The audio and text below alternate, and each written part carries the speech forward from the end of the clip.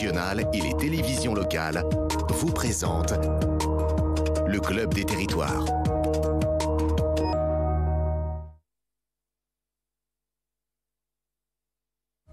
Merci d'être avec nous, directeur conseil chez Odoxa, et Francis Brochet, qu'on est ravi d'accueillir, journaliste au groupe EBRA, les journaux régionaux de l'Est de la France, Le Bien Public, Le Progrès, les dernières nouvelles d'Alsace, pour ne citer que. On est ensemble parce qu'on va dévoiler les résultats du baromètre mensuel Odoxa, Public Sénat et la presse régionale. On verra la cote de popularité de l'exécutif, un ministre star de la rentrée qui poursuit son ascension et la sécurité qui remonte fortement dans les préoccupations des Français. Et puis Alex, ce mois-ci, le thème, c'est la loi immigration. Oui, on verra ce que pensent notamment les Français du fameux article 3 sur la régularisation des travailleurs sans papier dans les métiers en tension. On voit ça tout de suite. D'abord, on regarde l'actualité dans nos régions.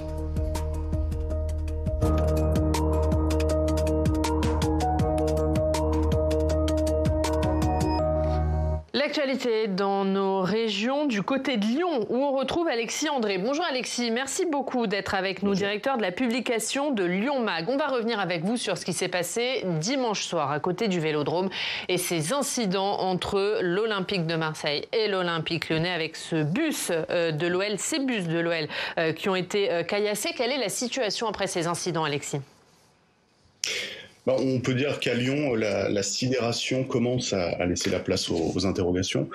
Pour commencer, vous donner des nouvelles des protagonistes lyonnais, les joueurs de l'OL qui sont rentrés dans la nuit de dimanche à lundi en avion. Ils avaient ensuite un jour de repos hier et ils reprendront l'entraînement cet après-midi à 15h. Les supporters qui ont également été pris en cible, les supporters lyonnais, des cartes de substitution avaient été dépêchées sur place. Forcément pour eux, ça a été plus long. Certains sont rentrés hier à 8h du matin. Et l'entraîneur Fabio Grosso qui a été touché au visage, il a reçu des éclats de vitres et puis soit une canette ou une bouteille de bière, on ne sait pas encore. Il va mieux, mais il a obtenu 30 jours d'ITT. Il devrait être entendu par les enquêteurs d'ici vendredi et on ne sait pas encore s'il sera sur le banc de l'OL ce week-end pour la réception du FC Metz. Alors, quelles sont les sanctions ? Est-ce qu'il y a des sanctions que risquent les deux clubs ? Alors pour moi, Oriane, il y a deux volets qui sont importants. Le premier, c'est évidemment à qui la faute.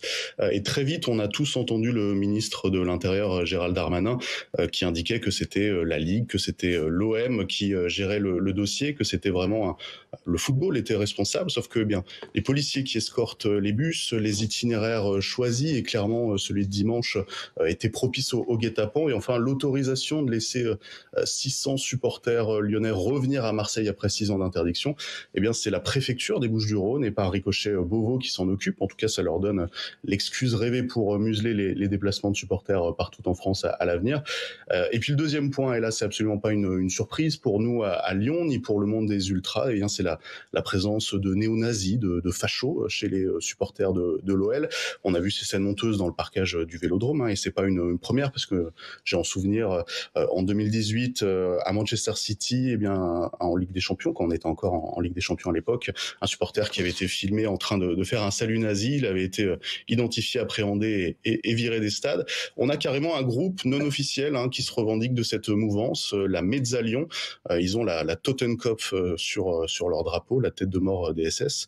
Donc on peut imaginer aussi que Marseille-Lyon, pour les supporters, c'est un peu transposer le combat ultra-gauche, ultra-droite. L'OL qui doit faire le ménage à la maison, mais aussi reprendre la main sur qui participe au déplacement, puisque le club a les noms, a les pédigrés, faut les balancer à la justice. Faut que le ménage soit fait en interne. La parole, en tout cas, commence à se libérer sur les réseaux sociaux chez les supporters lyonnais. Mais on se doute bien donc que l'OL risque d'être puni pour ce volet par la Ligue de football. On ne sait pas encore en quoi ça pourrait consister, mais l'OL pourrait avoir des points de suspension. Et quant à l'Olympique de Marseille, qui du coup pour cette histoire n'a visiblement rien à se reprocher, mais il aura juste le match à rejouer, et ce sera probablement à huis clos et probablement en décembre.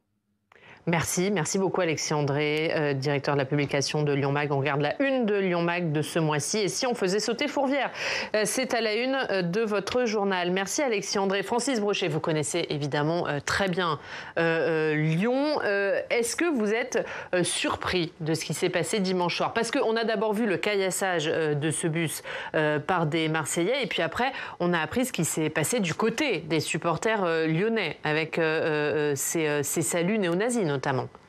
Écoutez, je suis, comme amateur de foot, déjà immensément triste et en colère Je pense que Lyon n'a pas le monopole de la stupidité des supporters, malheureusement, ni de la violence. Ce qui m'a un peu sidéré, c'est la réaction extrêmement faible des autorités du football.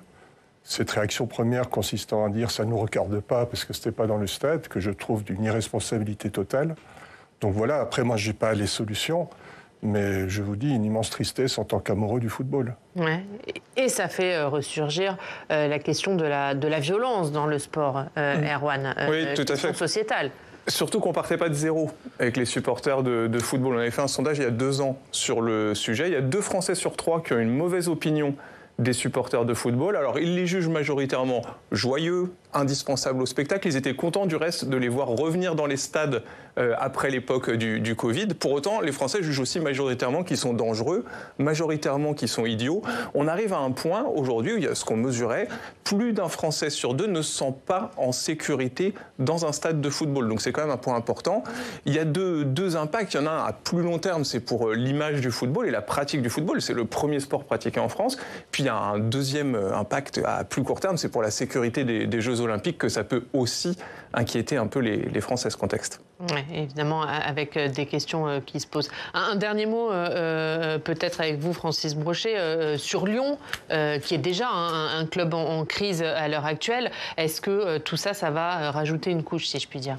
Ça, on n'en sait rien. Ça peut avoir l'effet contraire. C'est ce que racontaient mes collègues du Progrès de Lyon. C'est-à-dire qu'il y a eu une sorte d'effet de rassemblement devant l'adversité. Donc, à voir. C'est vrai que l'Olympique Lyonnais traverse une très mauvaise passe. Quelles seront les conséquences de ce drame ? Franchement, je n'en sais rien. J'allais dire, enfin, rendez-vous sur le terrain, c'est quand même ce qu'il y a de plus important. Et on suivra évidemment les suites de ces incidents entre les 2 Olympiques, l'OM et l'OL. On va parler du baromètre, un baromètre mensuel au Doxa pour Public Sénat et la presse régionale.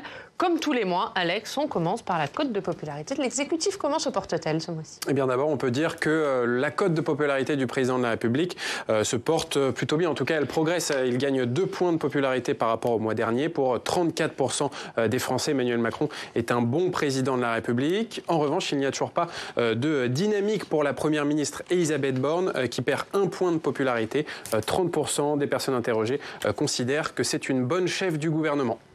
On est quoi, sur de la stabilité, Erwan, là-dessus ? On peut parler d'un léger rebond dans un contexte quand même très spécifique qu'il faut rappeler. On a une crise au Moyen-Orient, une crainte importante des Français que cette crise n'infuse sur le sol national, une hausse de la menace terroriste ressentie après l'assassinat d'un enseignant à Arras. Donc on est quand même sur un contexte d'opinion particulier. On a fait un sondage la semaine dernière, on voit que les Français jugeaient important le déplacement d'Emmanuel Macron au Moyen-Orient pour rencontrer des chefs d'État et qui validaient particulièrement les 2 prises de position fortes de son déplacement, à savoir le soutien à Israël dans sa lutte contre le terrorisme, d'une part, et en même temps la conviction qu'une paix durable ne se ferait que dans une solution à 2 États. Pour autant, voilà, le rebond de popularité d'Emmanuel Macron, ce mois-ci, les 2 points, on est quand même très en dessous, alors qu'il réendosse ses habits de président des crises. Voilà, mais on l'explique par le contexte international, c'est plus de points ou pas ? Oui, tout à fait. C'est vraiment le rebond du moment. D'ailleurs, on voit bien qu'Elisabeth Borne, qui ne bénéficie pas de la respiration d'une séquence internationale, voit sa popularité stagner. Mais en tout cas, alors qu'il réendosse son habit de président des crises, on n'a pas du tout le rebond de popularité qu'on a pu mesurer au moment de la crise sanitaire, au moment de la crise ukrainienne. On est à 34% de Français qui jugent que c'est un bon président de la République. C'est juste 4 points au-dessus son niveau le plus bas du premier semestre 2023, au plus dur de la réforme des retraites. Donc on voit les casserolades ont cessé, mais la popularité présidentielle n'a pas repris autant de couleurs qu'elle n'en avait en fin d'année 2022. Oui, je pense que ce rebond, il est moins personnel que dû à la fonction. C'est-à-dire qu'on est dans une période extrêmement tendue. Il est le président de la République avec tout ce que ces mots signifient. Et donc les Français, naturellement, se tournent vers lui comme il s'était tourné, et il faut évoquer d'autres moments extrêmement tragiques dans notre histoire, il s'était tourné vers François Hollande au moment de l'attentat de Charlie et du Bataclan. François Hollande, qui était dans une popularité très dégradée, avait à ces moments-là retrouvé une certaine popularité. Donc je crois que moi, je n'irai pas plus loin, si vous voulez, parce que sur le terrain diplomatique, les 2 initiatives du président, il faut le dire, aujourd'hui, n'ont pas rencontré un grand succès. La coalition humanitaire et la coalition contre Daesh Ça ne reste que des projets franco-français pour l'essentiel. Quant à Elisabeth Borne, vous avez cité le terme de dynamique. J'allais dire, la pauvre ne peut pas avoir de dynamique. La seule dynamique qui existe en France, c'est celle du président. Donc elle n'a pas d'espace. Alors elle montera d'un, elle descendra de deux, mais enfin bon, tout ça restera extrêmement relatif. Et le jour où le président dit c'est fini, ben c'est fini. Alors, comme tous les mois, là aussi, on regarde le palmarès de l'adhésion. Alex, il y a une personnalité politique qui continue son ascension, c'est Gabriel Attal. Oui, le ministre de l'Éducation nationale passe de la 3e à la 2e place de ce baromètre de popularité avec 36% d'opinion favorable. C'est 4 points de plus que le mois dernier. Et le mois dernier, on se souvient, il avait fait une percée avec 11 points de popularité supplémentaires. Devant lui, il y a toujours Édouard Philippe qui reste l'homme politique préféré des Français avec 40% de bonnes opinions.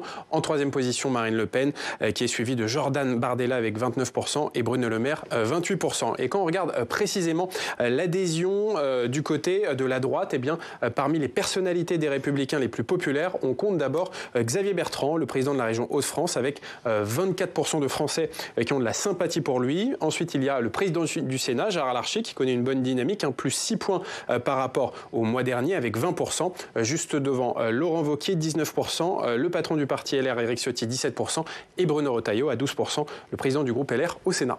Ouais, Erwan, alors la plus forte progression dans les personnalités ce mois-ci, c'est Gérard Larcher, plus 6 points. Oui. Comment on l'explique ? Alors, on est dans un contexte, et on va le voir, un contexte international qui a fortement heurté les préoccupations des Français. Et assez logiquement, comme il y a pu avoir un ralliement au drapeau avec un soutien un peu à la hausse du président, on a un ralliement aussi des sympathisants de la droite, une figure de ce courant politique. Donc Gérard Larcher en profite. C'est ce qu'on voit assez régulièrement dans ce type de contexte. C'est quoi, un effet post-sénatorial ?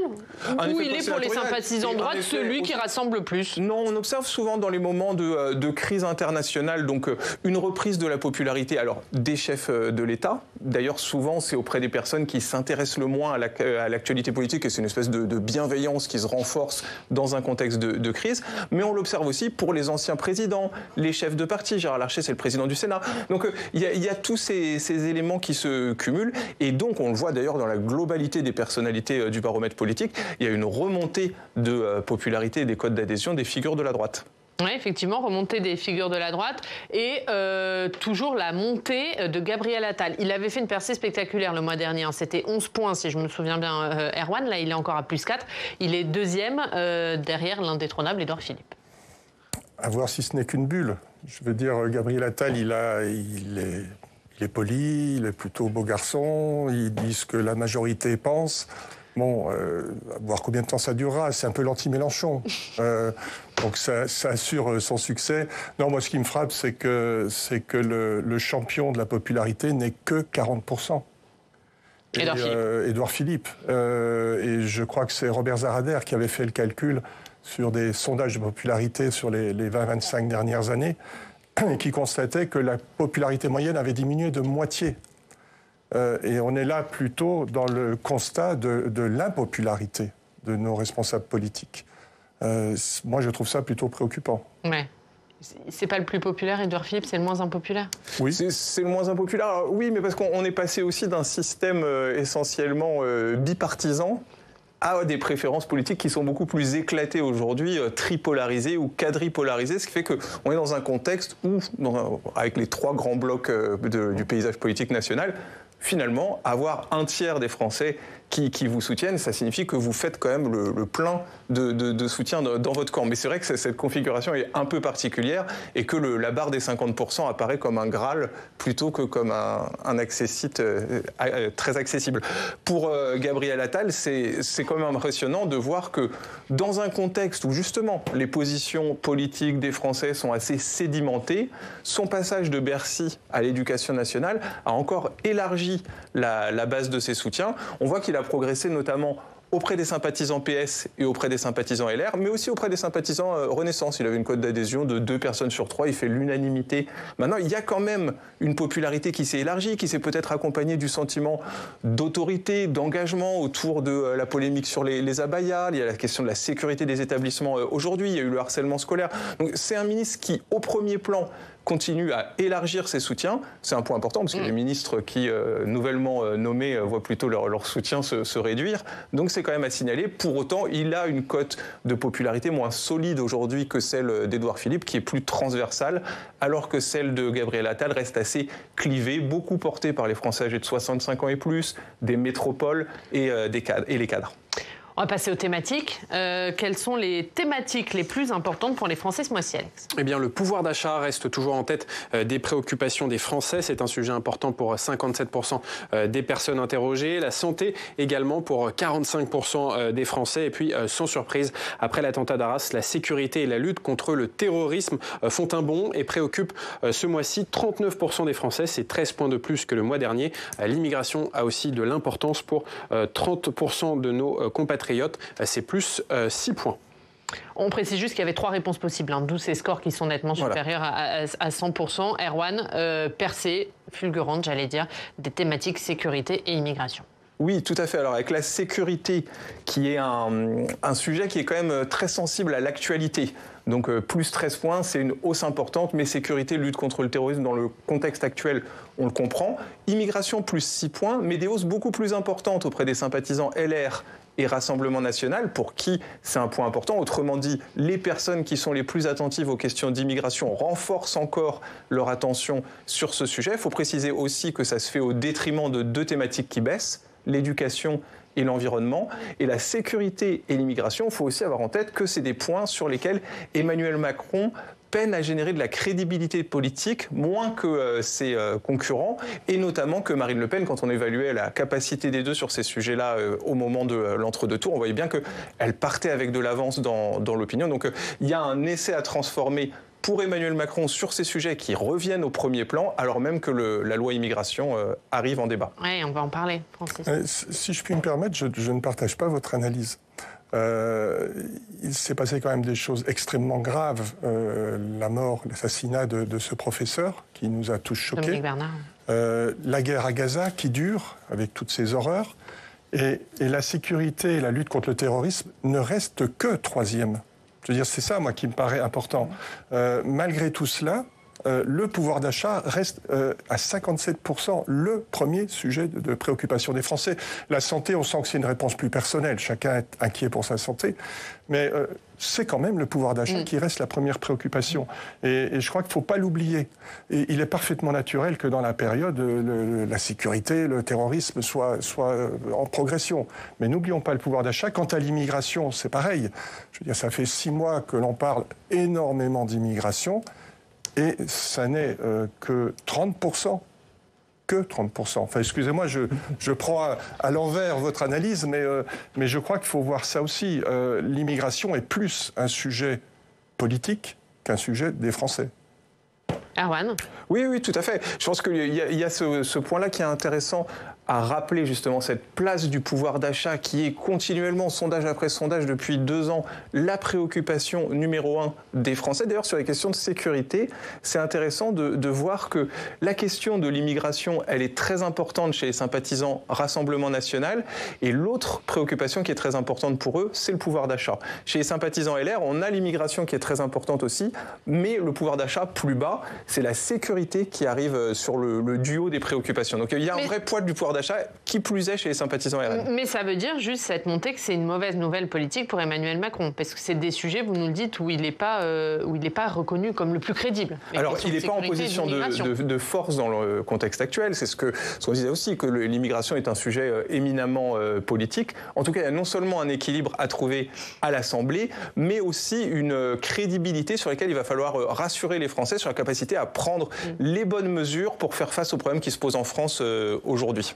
Alors tout ça au moment où le projet de loi immigration arrive au Sénat, ce sera lundi prochain. Alex, comment est perçu ce projet de loi immigration par les Français ? Eh bien, 41% des Français pensent que ce projet de loi immigration va permettre de mieux contrôler l'immigration. Seulement 22% estiment qu'il va améliorer l'intégration des personnes immigrées. Mais d'ailleurs, quelle est la priorité des Français entre ces 2 objectifs de ce texte ? Eh bien, 72% des Français estiment que l'objectif le plus important, c'est d'abord de mieux contrôler l'immigration. 27% penchent pour l'amélioration l'amélioration de l'intégration. Et enfin, sur la mesure qui fait débat dans ce texte, le fameux article 3 sur la régularisation des travailleurs sans papier dans les métiers en tension, eh bien 55% des Français sont pour cette mesure. Donc quand le ministre de l'Intérieur Gérald Darmanin affirme qu'il veut conserver l'article 3 dans ce texte, eh bien en fait il se conforme à l'opinion d'une majorité de Français.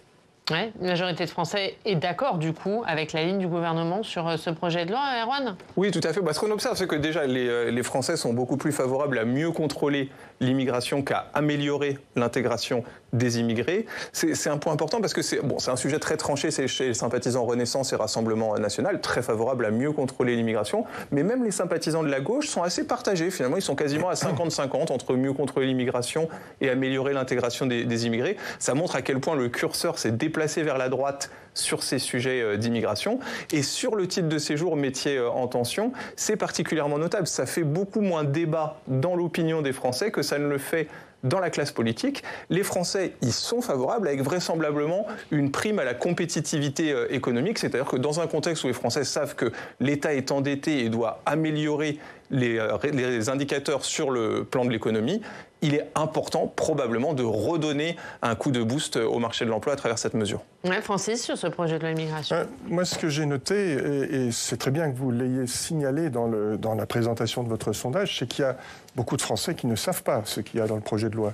C'est-à-dire que, je crois, de mémoire, 39% ne savent pas quelles sont les mesures favorisant la lutte contre l'immigration et 47% ne connaissent pas les mesures facilitant l'intégration. Ça veut dire que tout ce débat, et on revient aux 30% de Français qui estiment que c'est le sujet le plus important, tout ce débat n'a que partiellement atteint l'opinion publique, l'ensemble de l'opinion publique. Et ce qui me frappe aussi dans ce projet de loi, et d'une certaine manière, avec votre sondage, vous mettez en avant en même temps du gouvernement, hein, un peu de lutte contre l'immigration, un peu de favoriser l'intégration, mais ce projet est toujours à la recherche de sa ligne. C'est un peu comme le projet sur les retraites, c'est-à-dire ça fait quand même plus d'un an qu'il a été proposé, et depuis plus d'un an, il passe d'un côté à l'autre. Alors, à un moment, on met en avant l'intégration, à un moment, on met en avant la lutte contre l'immigration, et il n'a toujours pas trouvé son point d'atterrissage. Donc, c'est ça qui pose un peu question par rapport au pouvoir, à Emmanuel Macron. Que veut-il vraiment ? Sur ce en même temps, parce que finalement c'est en même temps ce projet de loi immigration, est-ce qu'il est vraiment tenable ? C'est ça la question. Pour l'instant, oui, on se pose la question et on a l'impression quand même, on sent quand même que la tendance est plutôt à conserver la substance de l'article 3, c'est-à-dire de permettre à ces personnes sans papier mais qui ont un travail d'être régularisées. C'est la tendance, sauf que on ne veut pas l'affirmer politiquement. Donc on le ferait passer par une autre voie. C'est ce que je crois comprendre de tout ce qu'on entend. Ce sondage, il est intéressant car si on pose l'hypothèse de l'utilisation du 49.3 sur ce projet de loi immigration, c'est-à-dire que le gouvernement passerait en force sur ce texte à l'Assemblée nationale comme il l'a fait sur la réforme des retraites. Quand on prend l'exemple de la réforme des retraites, eh bien, le gouvernement avait l'opinion contre lui. Si on regarde ce sondage, là, sur ce texte immigration, eh bien, les Français, ils sont plutôt favorables avec une forme de, en même temps, à la fois mieux contrôlé et puis, oui, pour régulariser et intégrer les travailleurs sans papier. Donc, ça peut être un argument pour le gouvernement pour utiliser le 49.3. Et aussi pour essayer de ramener les voix de la droite, des Républicains, en leur disant c'est très bien votre discours d'opposition frontale à cette régularisation des travailleurs sans papier, mais regardez, il y a une majorité de Français qui sont pour, donc si vous ne voulez pas le voter, eh bien nous, on va passer en force car on se conforme à l'opinion publique, donc ça c'est un argument de poids pour le gouvernement. Bonne nouvelle pour le gouvernement, mauvaise nouvelle pour les Républicains. Oui et non, parce qu'en réalité, dans l'arbitrage stratégique, si Elisabeth Borne doit discuter de l'acceptabilité du projet avec les Républicains et avec la possibilité de retirer l'article 3, le projet ne perdrait pas vraisemblablement de son soutien dans l'opinion si l'article 3 était retiré. On voit que les Français penchent quand même largement plus pour un contrôle accru de l'immigration que pour une amélioration de l'intégration des immigrés. Ce qu'on a testé, nous aussi, le mois dernier, c'est les mesures proposées par Bruno Retailleau, et on voit que 7 Français sur 10 sont favorables à la suppression de l'AME, à l'instauration de quotas migratoires au Parlement, au dépôt de la demande d'asile dans les pays d'origine ou dans des pays tiers, à l'accélération des OQTF. Donc on a quand même tous ces signaux-là qui montrent que, quoi qu'il arrive, l'aspect contrôle accru de l'immigration serait soutenu par la population. Bien sûr, c'est un projet destiné à la droite. Quand on le voit dans votre sondage aussi, le projet intéresse d'autant plus qu'on est plus à droite. C'est assez linéaire. Plus on est à droite, et a fortiori quand on est au Rassemblement national, on est passionné par le sujet, et quand on est écologiste ou LFI, on l'est beaucoup moins. Donc c'est cette frange-là de l'opinion que cherche le pouvoir, et c'est là où vous avez raison. Je veux dire, ça sera d'autant plus facile de faire passer un 49.3, et ça sera d'autant plus compliqué pour LR que une grande partie de l'électorat de droite sera content de ce projet, surtout si le fameux article 3 passe par la gouttière. Francis, sur cet article sur les métiers en tension, alors on l'a dit, les Français sont majoritairement favorables, mais si on regarde les sympathisants républicains, ils sont seulement 49% à y être favorables, et surtout c'est moins 10 points par rapport au mois précédent. Est-ce que ça va jouer forcément dans la tactique des LR ? C'est-à-dire, il faut voir la cause et la conséquence. Est-ce qu'il y a moins 10% parce que l'électorat a évolué, ou parce que tous les leaders LR ont martelé l'extrême dangerosité de cet article 3 ? Qui, de l'œuf ou la poule? C'est plutôt le deuxième cas. En général, on a tendance dans les sondages à voir le soutien refluer dès lors que les sujets sont débattus. On l'avait vu avec le mariage pour tous. Alors, ça n'a rien à voir, mais c'est assez caractéristique. C'est-à-dire que les Français y étaient majoritairement favorables avant que le sujet ne soit introduit législativement, et les opinions se sont beaucoup plus polarisées une fois que ça a été débattu. Il veut dire que la politique sert à quelque chose. Voilà. Donc le débat politique a vraisemblablement renforcé la vigilance des sympathisants LR, qui sont tout de même 1 sur 2 à soutenir la création de ce titre de séjour métier en tension. Donc il y a quand même une opinion qui est beaucoup moins conflictuelle sur ce sujet que la classe politique. Oui, sur la classe politique, on a vu les cotes de popularité qui montent à droite, notamment celle de Gérard Larcher, celle de Gérald Darmanin qui reste quand même assez élevée par rapport au reste. Il est 7e dans votre classement, il gagne 1 point. Est-ce que, du coup, qui politiquement est en position de force dans le match qui s'annonce la semaine prochaine ? Pour l'instant, plutôt Gérald Darmanin, plutôt les LR. Pour l'instant, c'est le gouvernement et l'exécutif qui sont quand même nettement plus soutenus par l'opinion. Les LR, ce qui leur manque aujourd'hui, c'est un espace politique entre un tiraillement vers le centre droit et un tiraillement vers l'extrême droite. C'est un ADN politique sur ces questions d'immigration, avec un choix stratégique à opérer pour eux. Est-ce qu'ils doivent être influents dans le projet de l'exécutif ou dans une motion de censure et dans une contre-proposition législative? Ça tient plus à l'arbitrage de leur part, mais dans un contexte où, on le disait, les Français sont, quoi qu'il arrive, majoritairement favorables aux mesures de durcissement contre l'immigration, et donc l'exécutif a l'opinion avec lui. Ouais. Le point va à l'exécutif, Francis ? Franchement, je n'en sais rien. Je crois qu'il faut attendre les votes et au Sénat et à l'Assemblée. Il faut, pour savoir qui sortira, s'il y a un vainqueur de cette très très longue histoire. Ouais. Parce que quand même, encore une fois, ça fait plus d'1 an qu'on est sur le sujet. Mais ça veut quand même dire, si on suit votre sondage, que les Français, ils attendent quand même un texte immigration, et ils attendent un durcissement, finalement, un meilleur contrôle de l'immigration. Est-ce que si les LR bloquent le texte et empêchent l'adoption de cette loi, ça serait mauvais politiquement pour eux ? Ça dépend comment ça sera interprété. Que les Français spontanément disent il faut mieux contrôler l'immigration n'est pas une surprise. Je veux dire, je pense que toute personne rencontrée dans la rue dira oui, il faut mieux contrôler. Et puis en même temps, parce qu'on a tous nos contradictions, il dira et puis il faudrait mieux intégrer. Donc après, c'est comment on traduit ça politiquement. Et il y a beaucoup de mesures qui pourront ensuite, une fois qu'elles seront dans le débat précisément, que les gens les auront vraiment comprises, pourront créer un débat peut-être plus tendu. L'obstruction parlementaire n'est pas particulièrement appréciée des Français. On l'a vu avec la réforme des retraites, pas seulement sur le tumulte à l'Assemblée, mais même sur le nombre d'amendements déposés. En général, le sentiment qu'une procédure est retardée sur un sujet qui est attendu, ça dessert quand même ceux qui font un peu d'obstruction. Voilà, on suivra évidemment ces débats à partir de lundi prochain au Sénat. Avant de se quitter, on regarde ce qu'elle a une de nos journaux régionaux avec Alex.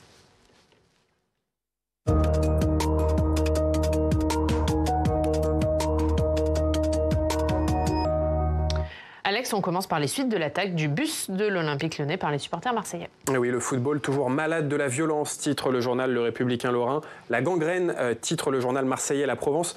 La Provence qui s'intéresse aujourd'hui sur le profil de ces supporters marseillais qui ont pris part au caillassage du bus lyonnais qui a fait 15 blessés. Ce sont des supporters indépendants issus de la mouvance radicale. La plupart n'appartient à aucun groupe officiel de supporters. Et lors des matchs, ils se rassemblent dans les rues de la ville et cherchent la violence, la confrontation avec les supporters adverses. Ces indépendants, ils seraient quelques centaines à Marseille actuellement. Le journal Le Progrès de Lyon fait sa une également sur ces violences. L'ancien joueur de l'Olympique Lyonnais, Sidney Govou, estime dans le journal Le Progrès qu'il existait des signaux pour voir ce qui allait arriver quand on observe la violence des supporters ces dernières années, avec notamment des supporters lyonnais l'année dernière qui avaient failli rentrer dans le vestiaire pour se battre avec un joueur. Et justement, ces supporters lyonnais sont également dans le viseur, puisque certains ont été filmés dimanche soir au Vélodrome en train de faire des saluts nazis et d'entonner des chants homophobes. À la une de Corse Matin, un rapport sur la mafia. Et oui, après 5 mois de travaux et de consultations des collectifs de citoyens et des associations anti-mafia,